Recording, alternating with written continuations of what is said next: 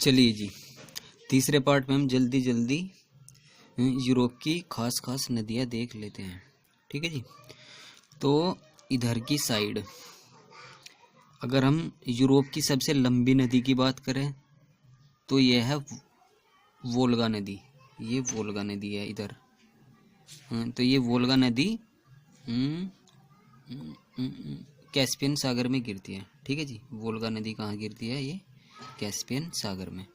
और इधर की साइड है एक डोन साहब इधर है। डोन नदी है एक। ये क्या करती है इधर की साइड आके, और ये यहाँ एजो सागर में गिरती है। ये एजो सागर क्योंकि काला सागर का ही भाग है, तो हम ये भी कह सकते हैं डोन है कहाँ गिरता है? काला सागर में या एजो सागर में। ठीक है। तो दो ये नदी खास रखनी है हमें। और ये कैस्पियन सागर में वोल्गा गिर गई, और एक इधर यूराल पर्वत है ना, ये यूराल पर्वत, ये तो हम भूल गए थे पिछले पार्ट में। यूराल पर्वत है एक रूस का। और यहाँ पर एक नदी भी है यूराल नदी। यूराल नदी ये रही यूराल नदी। ये भी कैस्पियन सागर, इसमें कैस्पियन सागर में ही गिरती है। ठीक है। वैसे तो और भी नदी है पर ज़्यादा नहीं करनी है हमें। ठीक है, खास खास याद रखनी है। चलिए, और इधर यहाँ पर फ्रांस की नदी बहुत खास है। फ्रांस, ये फ्रांस है ना, तो फ्रांस की एक नदी है सीन नदी। सीन। ठीक है। अब जैसे हम पेरिस को, पेरिस वो है फैशन नगरी भी है वैसे तो।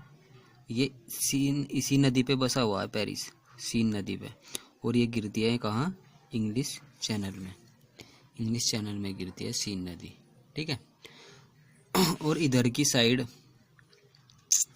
ये सीन नदी निकलती कहाँ से? यहाँ पर जो फ्रांस है ना, मध्य में एक है सेंट्रल मैसीप। सारी नदी फ्रांस की लगभग वहीं से निकलती है। क्या स्थान है? एक सेंट्रल मैसीप। और इसकी जो फ्रांस की और नदियाँ है, एक तो है गैरोन है, लोआर है, वियनिन है। ये तीन इधर की साइड की ये गिरती है इधर एक खाड़ी है बिस्के की खाड़ी। बिस्के की खाड़ी में गिरती है। बिस्के की खाड़ी किसका भाग है? उत्तरी अटलांटिक महासागर का। ठीक है जी। तो इधर की साइड एक नदी और है, शायद इसमें दिखा नहीं रखी हो। रोन नदी है, रोन। वो भूमध्य सागर में गिरती है, शायद आगे दिखा रखी है रोन नदी। ये रही देखो, रोन नदी है ये फ्रांस की। ये इधर नीचे गिरती है भूमध्य सागर में। ठीक है। और अच्छा जी, रोन होगी। और ये बहुत ही इम्पोर्टेंट है राइन नदी। ये आल्पस क्षेत्र से निकलती है। ये देखिए, ये दिख रहा है ना राइन, ऊपर की ओर जा रही है राइन, इधर से आ रही है आल्पस। राइन यहाँ भी दिख रहा, इनसे आ रही है आल्पस से। तो ये राइन नदी ना यूरोप की सबसे व्यस्त नदी है ये। और इसी नदी के तट पर है एक बंदरगाह, एम्स्टर्डम और रोटरडम बंदरगाह भी इसी पे स्थित है। कि यूरोप का सबसे ज़्यादा भार ग्रहण करने वाला नंबर 1 बंदरगाह है एम्स्टर्डम, और दुनिया का दूसरा है। ठीक है। अच्छा जी, राइन होगी। ये कहाँ गिरती है? उत्तरी सागर में। और राइन, और एक इधर की साइड एक रूर नदी है, रूर, शायद इसमें दिखा नहीं रखी है रूर नदी। ठीक है। तो राइन और रूर के बीच का जो क्षेत्र है ना जर्मनी में, उसे बोलते हैं हम रूर। जहाँ भी रूर अब है ना, वो कोयला यानी कि काला प्रदेश है, कोयला बहुत है यहाँ पे। ठीक है, रूर बेसिन। और इधर ये राइन है ना, राइन यहाँ पे। इधर तो है फ्रांस और इधर है जर्मनी, तो उसकी सीमा भी बनाती है, यानी कि उसकी समांतर बहती है सीमा के। इधर जर्मनी है, इधर फ्रांस, कुछ दूर तक। तो हम बोल सकते हैं राइन नदी फ्रांस और जर्मनी की सीमा बनाती है। ठीक है। और इधर एक नदी है, ये देखिए, ओडर नदी। ओडर नदी ये क्या करती है? ये पोलैंड और जर्मनी की सीमा बनाती है। पोलैंड और जर्मनी की सीमा। ठीक है, पोलैंड और जर्मनी की सीमा। और एक नदी इनके बीच में है, एल्ब, घेरा एल्ब। एल्ब नदी है, एल्ब। ये एल्ब नदी है ना, एल्ब, एल्ब नदी है ये जर्मनी की। इस पे जर्मनी के शहर बसे हुए हैं, इसके किनारे, एल्ब के किनारे। और एक इधर नदी है ये विस्तुला, विस्तुला, ये है पोलैंड, पोलैंड। इस पे विस्तुला नदी है ना ये, इस पे पोलैंड की राजधानी इसी के किनारे है, वारसा, ये वाली इसे विस्तुला के। और इसके एल्ब नदी के किनारे बसे हुए शहर दिखा रहा मैं आपको दूसरे मैप में, ठीक है। चलिए जी, ये रही एल्ब, एल्ब है एल्ब। तो एल्ब के किनारे एक तो ये बसा हुआ, डेस्ड्रेन बसा हुआ, लिपजिंग बसा हुआ, ठीक है। और ये रहा हैम्बर्ग, ठीक है, ये बसे हुए, ठीक है जी। और जो ये राइन थी, राइन देखी थी हमने, राइन, राइन के किनारे एक का बान शहर है जर्मनी का, और एक और था कोलिन है, कोलिन, ठीक है। ये खास खास चीज़ याद रखनी बहुत ज़रूरी, ठीक है जी। चलिए जी, वापस आते हैं उसी पर। अच्छा होगी। और एक इधर एक बहुत ही खास नदी, बहुत ही खास, ज़्यादातर नदी तो ऊपर की तरफ गिरा है यूरोप की, या उत्तरी सागर में गिर जाएगी, या बाल्टिक सागर में। जैसे विस्तुला थी ना, ये विस्तुला, ये विस्तुला, ये बाल्टिक सागर में गिर गई, ठीक है। तो एक नदी है जो इधर की साइड गिर, ये तो इधर वाली तो इधर गिर गई। एक नदी है बहुत ही मोस्ट इम्पोर्टेंट नदी, डन्यूब, ये रही डन्यूब। ये ना यूरोप की 5 देश की 5 राजधानियों से निकला है, हो गया 5 राजधानी, ठीक है। और उन 5 राजधानियों के नाम याद रखने, ज़्यादातर वैसे और वैसे नाम बने हुए। एक तो वियना है राजधानी, वियना से जाती है ये, ठीक है जी, वियना। फिर इससे जाती है ब्रातिस्लावा, वैसे बना यो वैसे बना, ठीक है, ब्रातिस्लावा से जाती है। फिर इसी के नीचे है बूढ़ा, ब्रातिस्लावा और बूढ़ा, बूढ़ा और फिर बेल, बूढ़ा बेल, फिर बेलग्रेड से, बेलग्रेड से, और बूढ़ा बेल और बुखार, यानी कि बुखारेस्ट। और फिर जाके काला सागर में गिर जाएगी, ये रहा डैन्यूब का मुहाना, ठीक है। तो ये थी। और इधर और क्या बताना मुझे, इधर की साइड और देख लो। इधर एक नदी है एर्बो नदी, ये रही एर्बो नदी, ये एर्बो नदी है।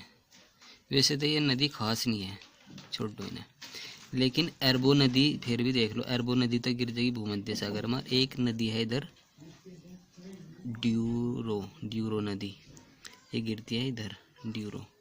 और इसके किनारे है पोर्टो शहर बसा हुआ है, निचले मैप में दिख जाएगा पोर्टो, यहाँ पे एक पोर्टो शहर है, पोर्टो, ठीक है। और एक बहुत ही खास नदी है, थेम्स नदी है, थेम्स। ऊपर ये यूके है ना, यूके में एक नदी है थेम्स, ये थेम्स, इसके किनारे लंदन शहर बसा हुआ, इसलिए बहुत ही मोस्ट इम्पोर्टेंट है। थेम्स नदी के किनारे बसा लंदन। और इसी से ये 0 डिग्री से, ये लंदन है ना, लंदन, लंदन से 0 डिग्री रेखा हो गया जगह है ये, बहुत ही खास है ये रेखाओं के बारे में एक नेक्स्ट चैप्टर अलग से करेंगे, ठीक है। तो अभी फिलहाल हम ये पता कर ले बस कि लंदन से जाती है 0 डिग्री हो गए। और लंदन किसके किनारे बसा हुआ, थेम्स नदी है, एक थेम्स नदी। और एक चीज़ और बताना रहेगा था, ये उत्तरी सागर है ना, उत्तरी सागर, तो यहाँ पर एक क्षेत्र है डागर बैंक। कौन सा है, डागर बैंक है यहाँ, डागर बैंक। यह मछली का बहुत बड़ा क्षेत्र है, मछली बहुत ज़्यादा है यहाँ। मछली क्यों है कि ना, मछली को चाहिए गुनगुना पानी, ठीक है। इधर की साइड एक ठंडी धारा है, गल्फ स्ट्रीम, यानी कि गर्लफ्रेंड है इधर है, गल्फ स्ट्रीम एक धारा है इधर की साइड। और ऊपर की साइड ये है उत्तरी अटलांटिक प्रवाह, अटलांटिक महासागर है तो इसका ये उत्तरी अटलांटिक प्रवाह है। इधर वो गर्म जल धारा, तो इधर से ठंडी आवा है, इधर से गर्म आवा है, तो पानी ना गुनगुना हो जा, तो इसलिए मछली के लिए यहाँ विशाल भंडार है, ठीक है। और एक चीज़ और बतानी याद भूल गया था मैं, इधर तो है ये कौन सा है, डेनमार्क, डेनमार्क तो ऊपर की साइड है बस, छोटा सा ये उसी का भाग है। ये जर्मनी का भाग है ये, यहाँ तक है वो तो। इसके नीचे है ये जर्मनी ये सारा, ठीक है। तो जर्मनी के इधर पश्चिम में तो है ये उत्तरी सागर, और इधर पूर्व में है ये एडियाटिक सागर, ये जर्मनी, ठीक है। तो यहाँ से ये डॉटेड सा दिख रहा है ना, ये देखिए, ये कटिंग सा, ये कटिंग सी लाइन हो रही, ये कील नहर है। कील नहर बनाई गई इसे काट के, इस जमीन के टुकड़े को काट के। तो कील नहर है ना ये 99 किलोमीटर लंबी है। ये क्या काम करती है, इधर उत्तरी सागर को बाल्टिक सागर से जोड़ती है, ठीक है जी। और एक चीज़ और रह गई थी, ये स्कैंडिनेवियन कंट्री थे ना, तो ये स्कैंडिनेवियन पर्वत है, ये वैसे भी याद रह जाए क्योंकि हमने स्कैंडिनेवियन देश देख रखे हैं, तो हमें पता चल जाए कि स्कैंडिनेवियन पर्वत कहाँ है, ठीक है। एक चीज़ और रहेगी, इधर है वल्दाई की पहाड़ी, रूस में वल्दाई की पहाड़ी, और वल्दाई की पहाड़ी के पास एक क्षेत्र है, इस मैप में नहीं दिखने का शायद, ये रहा सेंट पीटर्सबर्ग लेनिनग्राद, यहाँ से जाती है वो ट्रांस साइबेरियन रेल मार्ग, यहाँ से लेकर व्लादिवोस्तोक एशिया तक है वो, 9000 किलोमीटर लंबी, ठीक है।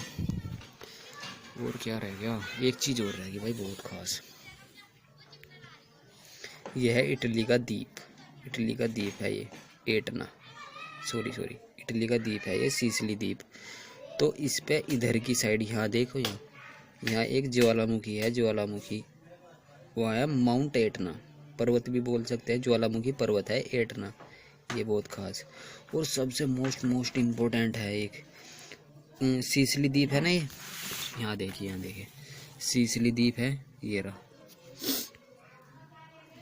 माउंट एटना यहाँ है, ज्वालामुखी पर्वत है ना ये माउंट एटना इटली का। और इसके ऊपर ना बहुत खास एक द्वीप है, लिपरी द्वीप है, उस पर एक है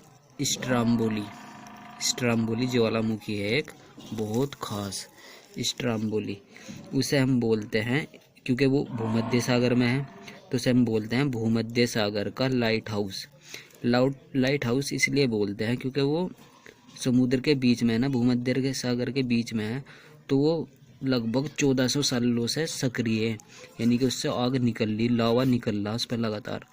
तो इससे क्या हुआ है, इसमें पूरे भूमध्य सागर में उससे लाइट रहा है, प्रकाश रहा है रात के समय, तो जो आने वाले जहाज रहे हैं ना उन्हें रास्ता दिख जा, तो इसलिए हम इसे लाइट हाउस क्या है, भूमध्य सागर का लाइट हाउस, ठीक है, स्ट्राम्बोली को, ठीक है।